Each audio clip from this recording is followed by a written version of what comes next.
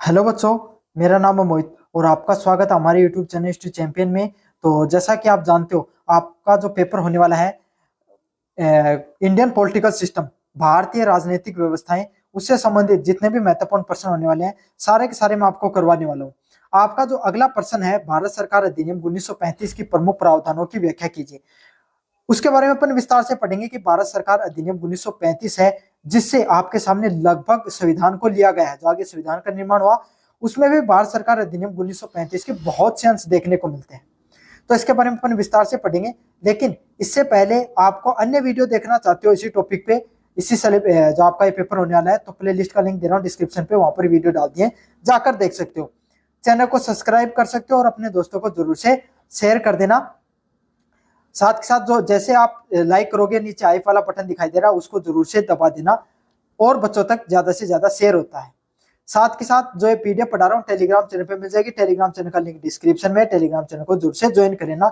Video को information मिल जाती है और कोई अन्य इन्फॉर्मेशन चाहिए वो भी सबसे पहले वहीं पर मिल जाएगी। अब बढ़ते हैं आगे वीडियो में। भारत सरकार अधिनियम 1935 को ब्रिटिश संसद द्वारा पारित एक मील के पत्थर अधिनियम था। मतलब भारत सरकार के लिए, भारत सरकार अधिनियम 1935 भारतीय लोगों के लिए एक बहुत ही सार्थक और बेहतर कदम के रूप में देखा गया। जब इसको लागू किया जा रहा था, जब इसको पहली बार लाया गया तो काफी भारतीय जो स्वतंत्रता सेनानी थे, उन्होंने कहा कि हमारे कोई ज्यादा काम का नहीं है, लेकिन फिर इसी से हमें भारतीय संविधान निर्माण की प्रेरणा मिलती है। यह अधिनियम आपके सामने भारतीय संविधान का एक महत्वपूर्ण स्रोत भी है। इससे सबसे ज्यादा अनुच्छेद है, बहुत से पॉइंट इसी से ऐसे कैसे जो कि तो उठाए गए हैं। अब इसके विस्तार से पढ़ेंगे इसकी क्या क्या मुख्य विशेषताएं हैं। पहला है अखिल भारतीय संघ की स्थापना करना। इस अधिनियम ने ब्रिटिश भारत के प्रांतों और भारतीय रियासतों को मिलाकर एक अखिल भारतीय संघ की स्थापना करने की बात की। मतलब इसमें किसकी बात की गई कि कुछ भारतीय जो प्रांत आपके सामने, इनको जोड़ा जाए, छोटी छोटी रियासतें हैं इनको जोड़ा जाए, प्लस कुछ जो आपके सामने भारतीय जो रियासत है, प्रांत और रियासतों को जोड़कर किसका निर्माण किया जाए, एक भारतीय संघ का निर्माण किया जाए। जैसे आज के समय आप जो राज्यों का देखते हो, जैसे राजस्थान, यूपी, बिहार, गुजरात, तमिलनाडु, कर्नाटक, जितने भी राज्य, उनसे मिलकर एक भारत का निर्माण होता है, एक केंद्रीय संघीय प्रणाली का निर्माण होता है। तो उस समय ऐसे छोटे छोटे राज्य तो देखने को नहीं मिलते थे। उस समय कुछ प्रांत देखने को मिलते थे जो बड़े बड़े, जैसे मद्रास, अवध, है ना, बंगाल जैसे प्रांत देखने को मिलते थे, और छोटी छोटी जैसे अजमेर हो गया, मेवाड़, मारवाड़ जैसी रियासतें देखने को मिलती थी जो अपने रूप से स्वतंत्र थी। उन सबको मिलाकर एक अखिल भारतीय संघ का निर्माण किया जा सके। रियासतों को इसमें शामिल होना इनकी इच्छा पर निर्भर था, जिसके कारण ये संघ के कभी अस्तित्व में नहीं आई। तो इसमें एक लूप होल था। लूप होल मतलब एक कमी थी। वो क्या था कि रियासतें चाहती तो उसमें शामिल हो सकती थी, और अगर उनकी इच्छा नहीं होती तो इसमें शामिल नहीं होना चाहिए, मतलब नहीं भी हो सकती थी। तो अधिकतर रियासतों ने भाई अपनी स्वतंत्र, उन्हें लगती थी कि हम अपनी स्वायत्त या स्वतंत्रता को खो देंगे इस अधिनियम से, तो इसमें शामिल नहीं हुई। इसलिए जो भारत में जो एक संघ के निर्माण की जो बात की गई थी इस अधिनियम में, वो कभी भी अस्तित्व में नहीं आ सका। मतलब आज के समय जो आप संघ देखते हो, ये तो सरदार वल्लभ भाई पटेल की देन है। ये बात 1935 के अधिनियम में कर दी गई थी, लेकिन वो पूरी इसलिए नहीं हो सकी क्योंकि इसमें एक लूपहोल देखने को मिलता था जो रियासतों की इच्छा पर निर्भर था कि वो इसमें शामिल हो या नहीं। अगला पॉइंट है जो प्रांतीय स्वायत्ता। इस अधिनियम ने प्रांतीय स्तर की द्वैध शासन की डायरेक्टरी को समाप्त करके, पहले आपके सामने क्या देखने को मिलता था, प्रांतीय स्तर की स्वायत्ता देखने को मिलती थी, जिसपे प्रांतीय लोगों को अलग अधिकार था और आपके सामने जो केंद्र के लोगों को, केंद्र की सरकार को अलग अधिकार था। इसको क्या बोला जाता था, प्रांतीय स्तर की द्वैध शासन के नाम से बोला जाता था।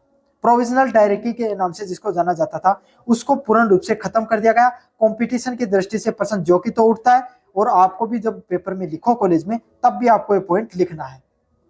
तथा प्रांतों को क्षेत्र अधिकार को स्वतंत्रता दी गई और मंत्रियों को प्रांतीय विधायकों के प्रति जवाबदेही बनाया गया। मतलब प्रांतों को अपने क्षेत्र अधिकार में स्वतंत्रता दे दी गई। जैसे बंगाल का प्रांत है, उसको स्वतंत्रता दे दी गई कि वो उसके क्षेत्र के अधिकार में, बंगाल के क्षेत्र में जो स्वतंत्र फैसले लेना चाहते हैं उसको वो ले सकते हैं।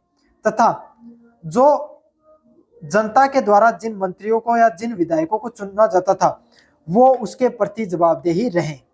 समझ में आ गया।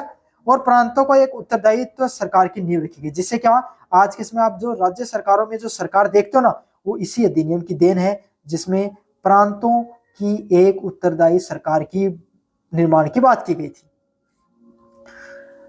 अब अपन बढ़ते हैं अगले वाले पॉइंट की तरफ, केंद्र के द्वैत शासन की तरफ। प्रांतीय द्वैत शासन है उसको खत्म कर दिया गया, प्रोविजनल डायरेक्टरी को खत्म कर दिया गया और केंद्र में द्वैत शासन को लागू कर दिया गया। समझा, मतलब केंद्र में आपके सामने जो डायरेक्टरी है उसको चालू कर दिया गया और इसको दो भागों में बांटा गया। किस प्रकार से दो भागों में बांटा गया? पहला पॉइंट था हस्तांतरित विषय। हस्तांतरित विषय क्या थे? गवर्नर जनरल और उसके मंत्री परिषद के सहायता से प्रशासित होते थे। मतलब कानून, न्याय, पुलिस, राज व्यवस्था जैसी जो कुछ चीजें हुआ करती थी, जिसपे फैसले कौन लेता था? गवर्नर जनरल, सबसे बड़ा जो अधिकारी होता था वो, और उसकी मंत्री परिषद है वो इस पे फैसले लेते थे। अगर इनमें कहीं भी कमी होती थी तो उसके लिए जवाबदार कौन थे? जवाबदेही किनकी थी? गवर्नर जनरल की, और उसकी मंत्री परिषद की जवाबदेही देखने को मिलती थी। और वो किसके प्रति थे? विधायिका है, जो संसदीय प्रणाली है उसके प्रति जवाबदेही थे।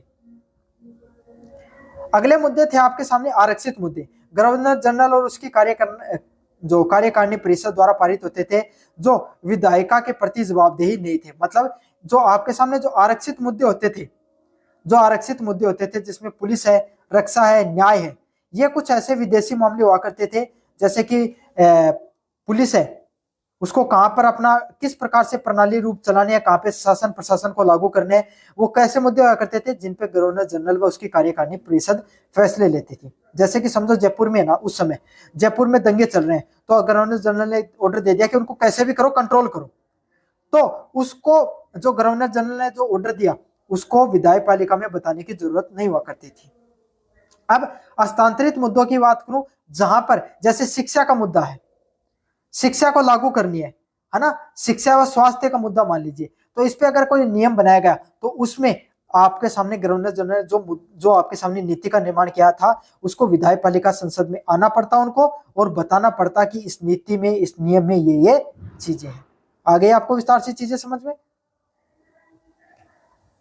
अगले वाला है विषयों का विभाजन होना। केंद्र और प्रांतों के बीच में जो शक्तियां उसको तीन भागों में विभाजित किया गया। तो आज के समय जो हमारा संविधान है उसमें भी तीन सूचियों को देखते हो, समझ में आ गया। पहली है संघीय सूची। संघीय सूची कौन सी होती थी? फेडरलिस्ट। फेडरलिस्ट वो सूची थी जिसमें संघ अपने विषय पर फैसले ले सकता था, जैसे रक्षा हो गए, पुलिस वगैरह हो गए, जो विदेशी मामले हो गए, उस पर सिर्फ आपके सामने संघ ही फैसले ले सकता था। आज भी भारत में प्रणाली देखने को मिलती है, संघ सूची में जितने विषय उस पर सिर्फ जो देश या संघ केंद्र ही आपके सामने फैसले ले सकता है, नीतियों का निर्माण कर सकता है। प्रांतीय सूची जिसमें कुल 54 विषय देखने को मिलते थे आपके सामने, शिक्षा हो गई, स्वास्थ्य हो गई, कृषि जैसे जो मामले थे, उस पर आपके सामने कौन फैसले ले सकता है? प्रांत, जो राज्य हैं वो इस पे फैसले ले सकते थे। सीमावर्ती सूची जहां पे कुल 36 विषय देखने को मिलते थे, जिसमें आपके सामने जो फैसले हैं क्या तो राज्य भी ले सकते थे या फिर जो केंद्र वो भी ले सकते थे। मतलब कोई एक नीति का निर्माण किया गया जो किसके ऊपर आती थी, जैसे वन्य है या आज के समय जो शिक्षा वो सीमावर्ती सूची में आती है, पहले नहीं आया करती थी, उसके बाद में चेंज कर दिया गया। तो उसमें अगर कोई चीज को लागू किया गया तो राज्य चाहे तो उसको लागू भी कर सकते हैं और चाहे तो केंद्र के द्वारा बनाए गए नियम को दरकिनार भी कर सकते हैं, भाई हम तो नहीं लागू करेंगे क्योंकि सीमावर्ती सूची में है। समझ में आ गया। और कुछ विशेष जो आपके सामने अधिकार है, अवशिष्ट शक्तियां, वो किसके पास हुआ करती थी? आपके सामने वाइस राय है उसके पास में ही वो विशेष शक्तियां देखने को मिलती थी। मतलब अंतिम वही बात है भाई, सबसे बड़ी सत्ता वाइस राय था तो उसी के पास सबसे ज्यादा शक्तियां हुआ करती थी। अगले वाला पॉइंट है द्विसदनीय विधानमंडल। केंद्र में एक द्विसदनीय विधानमंडल का प्रावधान किया गया, जहां पर संघीय विधानसभा और राज्य परिषद के कुछ प्रांतों में द्विसदनीय विधायक पालिका लागू की गई। मतलब आज के समय जो आप एक तो विधानसभा तो सब कहीं पे आप जानते हो ना, सारे स्टूडेंट जानते हो कि विधानसभा हर राज्य में, राजस्थान में भी, लेकिन हमारे यहाँ पर विधान परिषद नहीं है। बंगाल में, यूपी में, कर्नाटक में यहाँ पर क्या देखने को मिलती है, और भी महाराष्ट्र में आपके सामने, आंध्र प्रदेश में, और जो क्षेत्र है तेलंगाना का, वहां पे आपके सामने जो द्विसदनीय विधायिका देखने को मिलती है, जहाँ पे विधानसभा भी है और विधान परिषद भी है।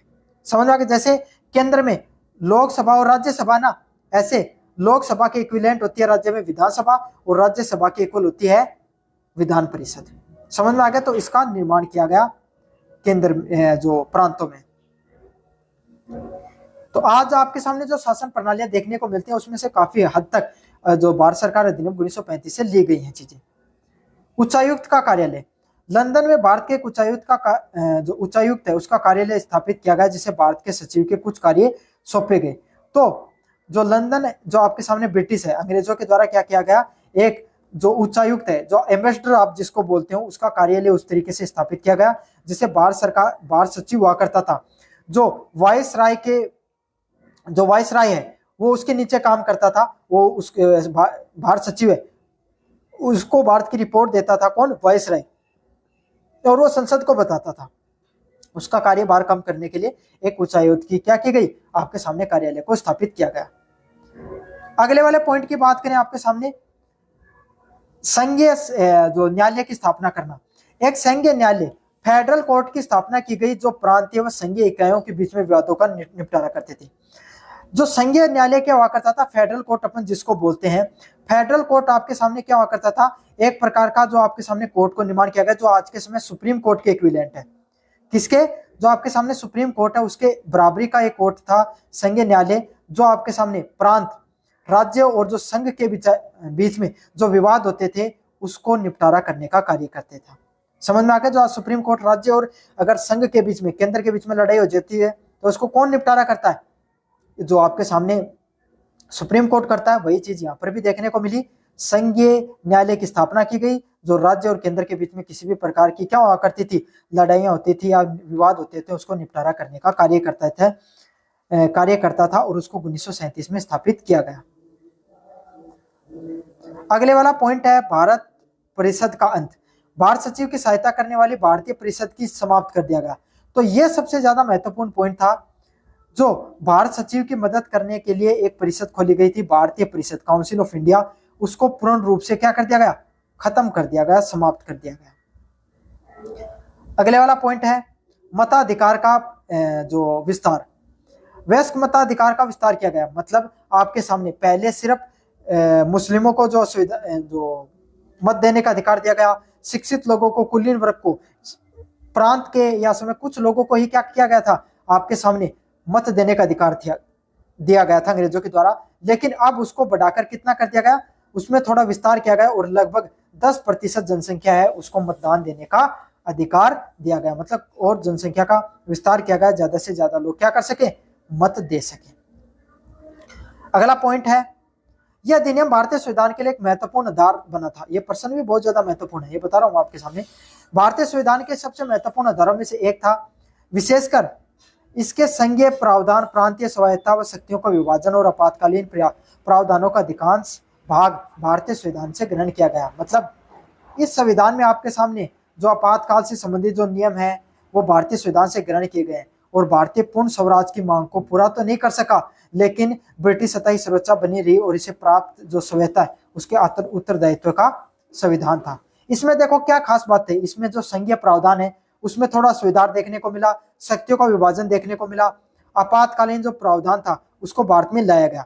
इससे भारतीय लोगों को पूर्ण रूप से स्वराज तो नहीं मिला, लेकिन काफी हद तक जो भारतीय जो संविधान है या स्वतंत्रता आंदोलन को इस जो आपके सामने अधिनियम से मजबूती मिली थी। तो कैसा लगा आपको वीडियो जरूर से बताना, चैनल को जरूर से सब्सक्राइब करना, अपने दोस्तों को जरूर से शेयर कर देना। धन्यवाद।